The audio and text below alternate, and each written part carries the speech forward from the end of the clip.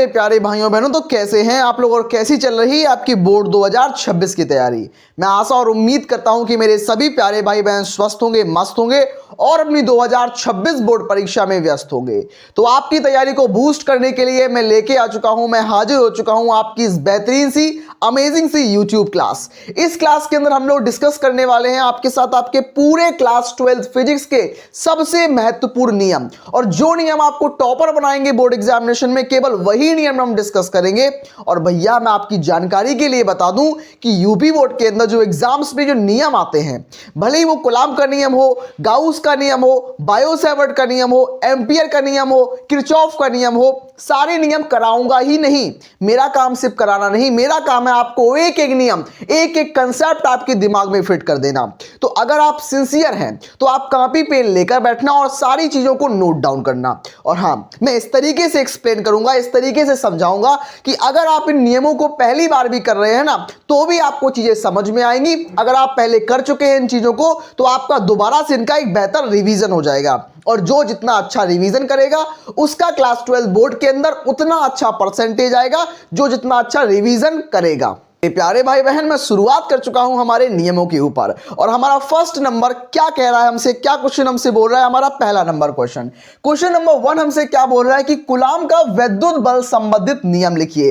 भैया कूलॉम का नियम हमारे बोर्ड एग्जाम्स में बहुत बार आता है और बहुत बार पूछा भी गया है। कूलॉम का नियम क्या होता है, कूलॉम के नियम की सीमाएं क्या होती हैं, तो आप इन प्रश्नों को जरूर तैयार रखना। मैं आपको क्यों बता रहा हूं, इन प्रश्नों की अहमियत आपको क्यों समझा रहा हूं, कि मैंने भी 2025 में फिजिक्स के पेपर के अंदर इन क्वेश्चंस को किया है, और इन क्वेश्चन को करने के बाद मेरे क्लास 12 फिजिक्स के अंदर 94 नंबर आए हैं। मेरा कुल स्कोर फिजिक्स में 94 आया है।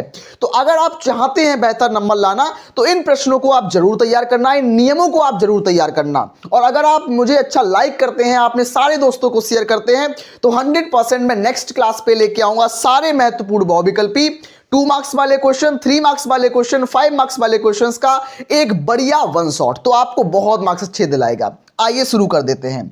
हमारा पहला नंबर क्वेश्चन क्या है कि कूलॉम का विद्युत बल संबंधी नियम लिखिए। तो हमारे पास क्या होता है, हमारे पास कूलॉम के नियम में क्या होता है, आप इसको इसके अंदर क्या होगा भैया, आपको इसके अंदर समझना पड़ेगा कि आपके पास कोई दो आवेश होंगे और दोनों आवेशों पर जो बल लगेगा, बल का संबंधित नियम हमारे पास कूलॉम का नियम होता है। यानी कि मैं आपको बता दूं कि आपके पास एक आवेश है, Q1 आवेश है, और r दूरी पर आपके पास स्थित है Q2 आवेश। तो भैया क्या है कि आपके पास एक Q1 आवेश है और r दूरी पर स्थित है आपके पास Q2 आवेश। दोनों के बीच की दूरी जो भैया है वो क्या होगी, दोनों के बीच की दूरी जो है वो स्मॉल r दूरी है। तो यही बोल रहा है भैया कि कूलॉम ने क्या बोला कि दोनों आवेश एक दूसरे पर बल लगाएंगे। आवेशों का जो बल होगा भैया, आवेशों का जो बल होगा, आवेश जो है वो बलों के गुणनफल के समानुपाती, Q1 Q2 के समानुपाती होते हैं। आवेश जो होते हैं भैया वो इनकी दूरी के वर्ग के व्युत्क्रमानुपाती होते हैं। क्या मतलब कि आवेश का जो बल है वो उनकी गुणनफल के समानुपाती और दूरी के वर्ग के व्युत्क्रमानुपाती होता है। इतना आपने देख लिया। अब इन दोनों को आप जोड़ देंगे और जोड़ने पर आपके पास निकल के आएगा फॉर्मूला।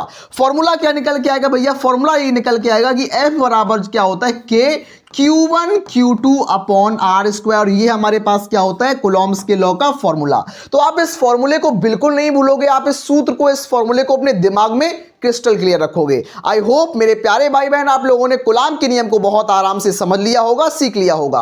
अब कूलॉम के नियम की सीमाएं क्या होती हैं, कूलॉम्स का नियम कहां पर लागू नहीं होता, ये हमें समझना होगा। तो आइए इसको भी हम लोग आराम से डिस्कस कर लेते हैं कि कूलॉम के नियम की सीमाएं क्या है। पहली सीमा क्या है कूलॉम के नियम की, पहली सीमा कि यह नियम जो होता है केवल और केवल स्थिर आवेशों पर लागू होता है। क्या भैया कि यह नियम जो होता है, यह नियम केवल और केवल, यह नियम केवल स्थिर आवेशों पर लागू होता है, केवल स्थिर आवेशों पर लागू होता है। किस आवेशों पर, स्थिर आवेश पर लागू होता है। अगर आवेश गति में होंगे भैया, अगर आवेश गति में होंगे तो यह नियम लागू नहीं होगा। तो पहला पॉइंट क्या है कि यह नियम केवल और केवल स्थिर आवेशों पर लागू होता है। दूसरा पॉइंट क्या भैया, दूसरा इनकी सीमा क्या है कि यह नियम जो होता है, जो हमारे पास कूलॉम का नियम है, कूलॉम का नियम केवल और केवल बिंदु आवेशों पर लागू होता है। तो क्या भैया दूसरा पॉइंट क्या है कि यह नियम जो होता है केवल और केवल बिंदु बिंदु आकार के आवेशों पर लागू होता है। तो किस पर? आवेश स्थिर होने चाहिए और दूसरा बिंदु आकार के आवेश होने चाहिए। आपने देख लिया, आपको थ्योरी भी यहां लिखी हुई है कि दो स्थिर वैद्युत आवेशों के मध्य लगने वाला बल जो होता है उनके गुणनफल के समानुपाती होता है, वह बीच की दूरी के वर्ग के व्युत्क्रमानुपाती होता है। आप समझ चुके होंगे मेरे प्यारे भाई बहन, मैं उम्मीद करता हूं इस चीज की। तब तक के लिए आप इनका नोट डाउन कर लीजिए या फिर इन सभी का स्क्रीनशॉट कर लीजिए। भाई बहन, मैं आ चुका हूं हमारे सेकंड नंबर के लॉ की तरफ, जो कि है गाउस का नियम। मैंने अभी आपके साथ डिस्कस किया कूलाम का नियम, और कूलाम के नियम का व्यंजक आपको बताया, मैंने कूलाम के नियम की सीमाएं आपको बताई। तो अब मैं डिस्कस करने वाला हूं हमारे गाउस के नियम को, और जो इन नियमों को करके जाएगा, मैं 100% गारंटी देता हूं कि आपका एग्जाम में रिजल्ट बेहतर ही आएगा। जो ये सारे नियम मैं कराऊंगा, गाउस के नियम के बाद मैं बायो-सेवर्ट्स का नियम कराऊंगा, उसके बाद मैं कराऊंगा आपको एम्पियर का नियम, फिर किरचॉफ का नियम। तो बिल्कुल पेशेंस के साथ, बिल्कुल धैर्य के साथ क्लास को शुरू से लेकर अंत तक समझना है। केवल देखने से काम नहीं चलेगा, क्लास को शुरू से लेकर अंत तक आपको समझना है। क्या है भैया? वैद्युत फ्लक्स संबंधित गाउस का नियम लिखिए। तो गाउस भाई साहब ने क्या बोला? गाउस का नियम क्या होता है कि इस नियम के अनुसार, किसके? गाउस के नियम के अनुसार, किसी बंद पृष्ठ से गुजरने वाला, कोई एक बंद पृष्ठ आपके पास है, कोई आपके पास एक क्लोज सरफेस है, क्लोज सरफेस, तो किसी बंद पृष्ठ से गुजरने वाला संपूर्ण विद्युत फ्लक्स जो होगा भैया, संपूर्ण विद्युत फ्लक्स बोले तो भैया फाई ई क्या होता है भैया? विद्युत फ्लक्स, संपूर्ण विद्युत फ्लक्स जो होता है, आवेश, उस पृष्ठ में उपस्थित आवेश का, भैया आवेश मान लिया Q है, उस पृष्ठ में उपस्थित आवेश का 1/ε0 गुना होता है भैया, 1/ε0 गुना होता है। गुणा कर दो भैया, 1/ε0 से आप गुणा कर दो, गुणा कर दिया तो भैया इसको टोटल गुणा करके क्या आएगा भैया? जब आप इसको पूरा गुणा कर दोगे तो क्या आएगा भैया? फाई ई बराबर आ जाएगा Q/ε0, और यही हमारे पास होता है गाउस का नियम। गाउस का नियम क्या होता है कि किसी बंद पृष्ठ से गुजरने वाला संपूर्ण विद्युत फ्लक्स, उस पृष्ठ में उपस्थित आवेश का, भैया आवेश Q का है, 1/ε0 गुना होता है। ये हमारे पास जो नियम है वो किसने दिया? गाउस भाई साहब ने दिया, और इस नियम को हम क्या बोलते हैं? गाउस का नियम बोलते हैं। आप समझ चुके होंगे गाउस का नियम क्या होता है। गाउस के नियम के अनुप्रयोग भी बोर्ड एग्जाम्स में आते हैं, तो मैं अनुप्रयोग भी इसके करा दूंगा। अगर आप लोग बोलोगे, आप मुझे कमेंट्स करो कि भैया मुझे इस टॉपिक पर क्लास चाहिए, मेरा ये वीक टॉपिक है, मैं उस टॉपिक को जरूर लेके आऊंगा। मैं उम्मीद करता हूं कि आपको ये लॉ समझ में आया होगा। तब तक के लिए आप स्क्रीनशॉट कर लो और मैं बढ़ता हूं अपने अगले नियम की तरफ। प्यारे भाई बहन, मैं लेके आ चुका हूं आपका नेक्स्ट लॉ। अगला नियम क्या है भैया? बायो-सेवर्ट का नियम। तो अभी मैंने आपको कूलाम के नियम के बारे में बता दिया, उसके बाद मैंने आपको गाउस के नियम के बारे में भी बता दिया। अब मैं डिस्कस करने वाला हूं आपके साथ बायो-सेवर्ट का नियम। बायो-सेवर्ट का नियम भी मोस्ट इंपोर्टेंट एग्जामिनेशन के हिसाब से है, और आपके एग्जाम्स में 7 सेट में से कम 3 से 4 सेटों के अंदर ये 100% आएगा, ये श्योर होता है। और आप लोग इसको जरूर तैयार कर लेना। जो इसको तैयार करेगा, जो इसको समझेगा, सीखेगा, 100% उसके दिमाग में जाएगा। और अगर आपको अभी तक आपने कहीं भी इसको पढ़ा हो, अगर आपको अभी तक ये टफ लग रहा हो कि मुझे बायो-सेवर्ट का नियम नहीं समझ में आता, तो मैं एक दावे के साथ कहता हूं, मैं गारंटी के तौर पर कहता हूं कि अगर आप मेरे से समझ लोगे तो ऐसा हो ही नहीं सकता कि आपको समझ में ना आए। आपको समझ में आएगा, मैं ये श्योर बोलता हूं, आपको समझ में आएगा। बायो-सेवर्ट का नियम क्या होता है? मैं आपको बता दूं बायो-सेवर्ट्स का लॉ क्या है कि किसी धारावाही चालक के अल्पांश द्वारा उत्पन्न चुंबकीय क्षेत्र, भैया क्या है? जो किसी अल्पांश द्वारा उत्पन्न चुंबकीय क्षेत्र जो होता है, मतलब डेल्टा बी जो है भैया, किसी धारावाही अल्पांश के द्वारा उत्पन्न चुंबकीय क्षेत्र जो डेल्टा बी है, वो समानुपाती होता है किसके? उसमें प्रवाहित धारा के, उसमें प्रवाहित धारा I के समानुपाती होता है, इनटू अल्पांश की लंबाई के, भैया डेल्टा L के समानुपाती होता है, डेल्टा L के समानुपाती होता है, और अल्पांश को उस बिंदु से मिलाने वाली रेखा के साइन के अनुक्रमानुपाती होता है। मतलब साइन थीटा के भी अनुक्रमानुपाती होता है, साइन थीटा के अनुक्रमानुपाती होता है, तथा अल्पांश से दूरी के वर्ग के व्युत्क्रमानुपाती होता है। मतलब इसके वर्ग जो होगा, इसका दूरी जो r होगी, r के स्क्वायर के बराबर होता है। तो ये हमारे पास बायो-सेवर्ट का नियम हो गया। मतलब किसी चालक द्वारा उत्पन्न चुंबकीय क्षेत्र डेल्टा बी समानुपाती होगा चालक में प्रवाहित धारा के, चालक के अल्पांश लंबाई डेल्टा एल के, और उसका जो कोण होगा साइन थीटा के, और उसकी जो दूरी होगी आर स्क्वायर के वर्ग के व्युत्क्रमानुपाती होता है। आप समझ चुके होंगे। अगर नहीं समझे तो मैं आपको एक डायग्राम बनाता हूं, और आप उस डायग्राम को समझना 100% समझ में आएगा। क्या डायग्राम है? आपके पास एक चालक तार ये बन के आ चुका है। ये क्या है भैया? चालक तार है। इसके अंदर क्या हो रहा है भैया? विद्युत धारा I प्रवाहित हो रही है। इससे मैं अल्पांश r दूरी पर मैंने क्या लिया भैया? मैंने r दूरी दूरी ले ली और r दूरी पर क्या है भैया, यहां मैंने बिंदु P को ले लिया और इस बिंदु P पर हमें चुंबकीय क्षेत्र डेल्टा बी निकालना है। तो मैंने यहां बिंदु P लिया, इस पर हमें चुंबकीय क्षेत्र डेल्टा बी निकालना है। इस अल्पांश से इस अल्पांश तार से इसकी दूरी कितनी है, स्मॉल r है। अल्पांश कितना है भैया, डेल्टा एल। अल्पांश क्या है, डेल्टा एल है। और मैंने इस थीटा क्या बना रही है, ये एंगल क्या है भैया, ये एंगल साइन थीटा है। क्या भैया, साइन थीटा है, आप समझ चुके होंगे। तो इस डायग्राम को देखो, आप क्या करो, आप थ्योरी याद करो, थ्योरी लिखो, थ्योरी के बेस पर फॉर्मूला बनाओ और फॉर्मूले के साथ साथ आप इस चित्र को भी एग्जाम में बनाओगे, रिजल्ट बेहतर आएगा भैया। मान लो इस चीज को, एग्जामिनर प्रभावित होगा, आप एग्जामिनर बहुत अच्छे नंबर देगा। तो चित्र कंपलसरी होता है बनाना, ये आपको सीखना पड़ेगा, आपको बनाना पड़ेगा। एक दो बार आप प्रैक्टिस करोगे 100% आपसे बनना स्टार्ट हो जाएगा।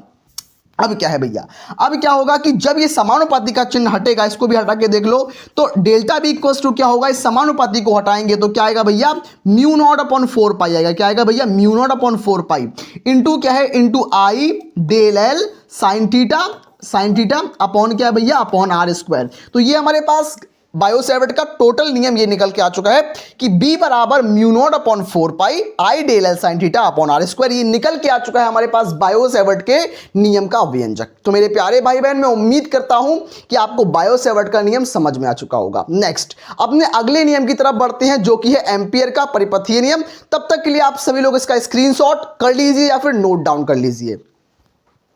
भाई बहन, मैं आ चुका हूं हमारे पास नेक्स्ट लॉ को लेकर, जो कि है एम्पियर का परिपथीय नियम। आप समझ चुके होंगे, जो मैंने आपको पहले नियम कराए हैं वो फिजिक्स के सबसे बेहतरीन नियम कराए हैं और बढ़िया एक्सप्लेनेशन के साथ आपको कराए हैं।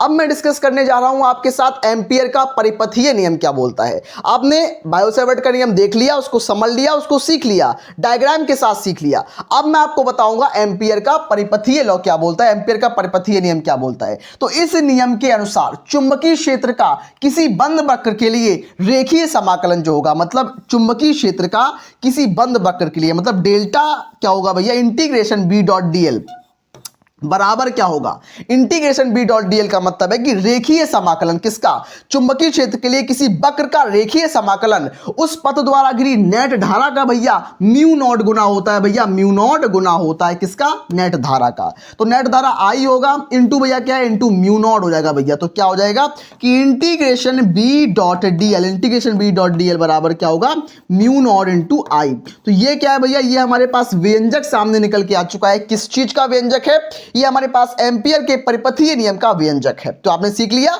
कि किसी चुंबकीय क्षेत्र में किसी बंद वक्र के लिए, चुंबकीय क्षेत्र में किसी बंद वक्र के लिए रेखीय समाकलन जो इंटीग्रेशन बी डॉट डीएल है equals to mu not into I होता है। आप समझ चुके होंगे, ये एम्पियर का परिपथीय नियम होता है, एम्पियर का सर्किट लॉ होता है। तो आपने बहुत सारे नियमों को देखा। अब last but not the least, हमारा लास्ट नियम क्या बोलता है, पूरे 5 नंबर में आने वाला नियम है किरचॉफ का नियम। तो आइए बिल्कुल बिना देरी किए हुए अपने नियम को देख लेते हैं, जो कि है हमारे किरचॉफ भाई साहब का नियम। तब तक के लिए आप इस नियम का भी आप आराम से स्क्रीनशॉट कर लीजिए।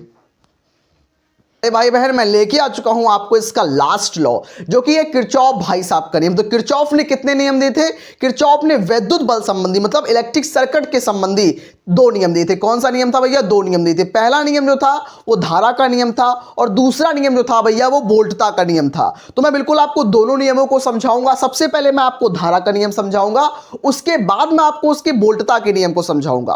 पहला नियम जो है भैया वो आवेश के संरक्षण पर आधारित है और दूसरा नियम जो है वो एनर्जी के संरक्षण पर आधारित है, मतलब ऊर्जा के संरक्षण पर आधारित है। इसको आपको भूलना नहीं है, क्योंकि ये बोर्ड एग्जाम्स में एमसीक्यू के फॉर्म में पूछ लिया जाता है।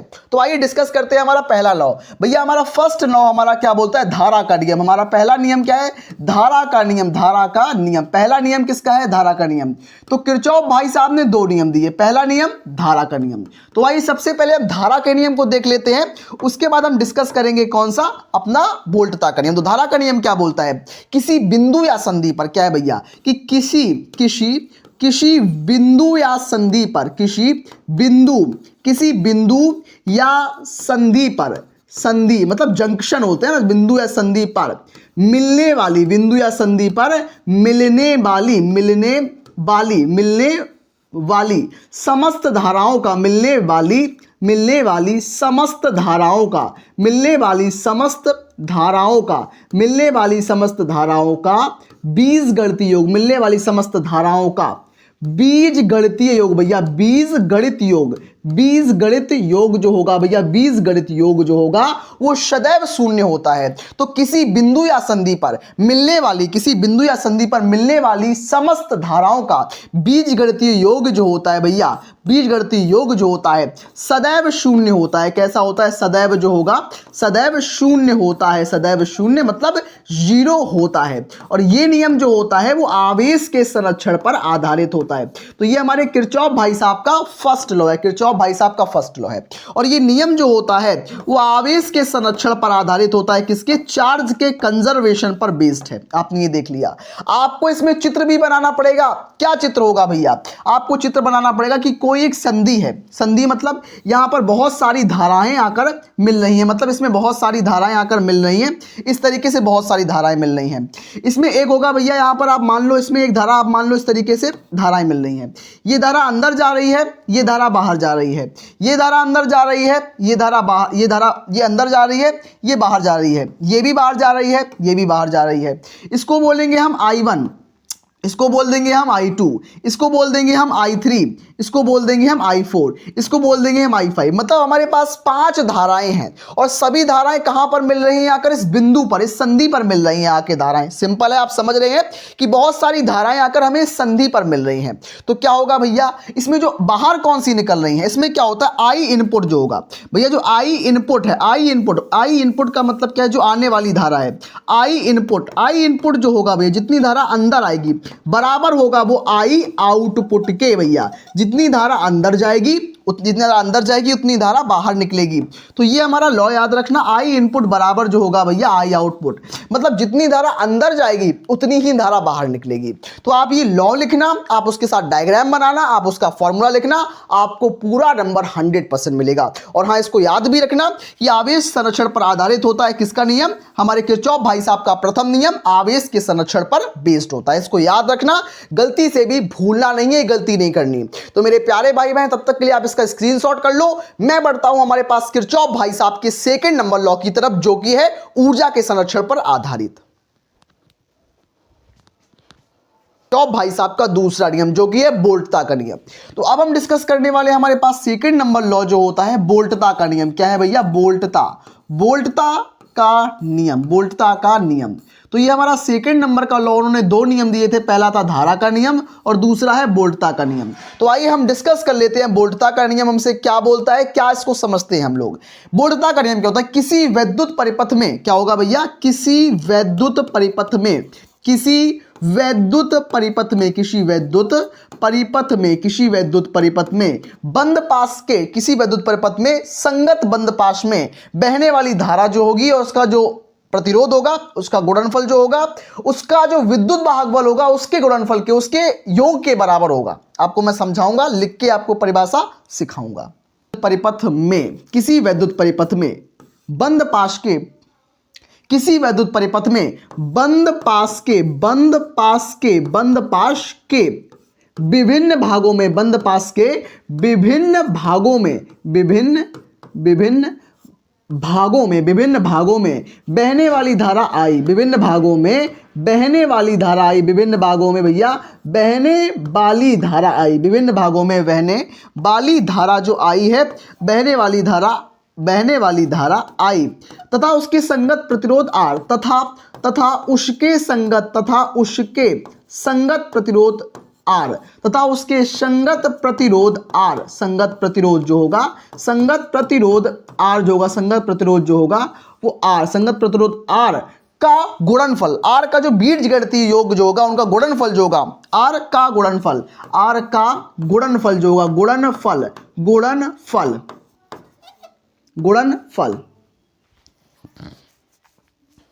R का गुणनफल उसमें लगे विद्युत वाहक बल के बराबर होता है। उसमें लगे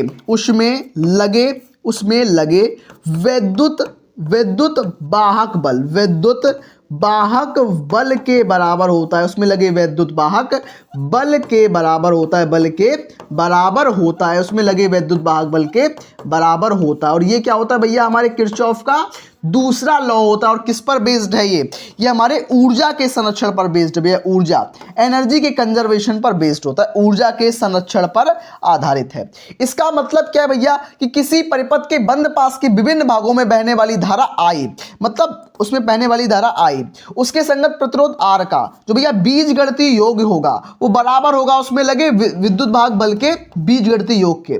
मतलब क्या है भैया कि ई का मतलब विद्युत वाहक बल, विद्युत वाहक बल का बीजगणितीय योग जो होगा वो धारा और आर के मतलब धारा और प्रतिरोध के गुणनफल के बीजगणितीय योग के बराबर होता है। तो आप इस चीज को समझ चुके होंगे कि मैंने आपको आज बहुत सारे लॉ कराए, बहुत सारे नियम कराए। अगर आपने शुरू से लेकर अंत तक क्लास को मजे से और इंटरेस्ट के साथ देखा होगा तो आपको समझ में भी आया होगा। अगर क्लास अच्छी लगी हो तो एक लाइक करना, अपने सारे दोस्तों को शेयर करना। मैं मिलता हूं मेरी नेक्स्ट अमेजिंग क्लास में, तब तक के लिए सभी लोग पढ़ते रहिए, रिवीजन करिए, सेल्फ स्टडी करिए, तभी रिजल्ट आपका बेहतर, धांसू धुआंधार आएगा।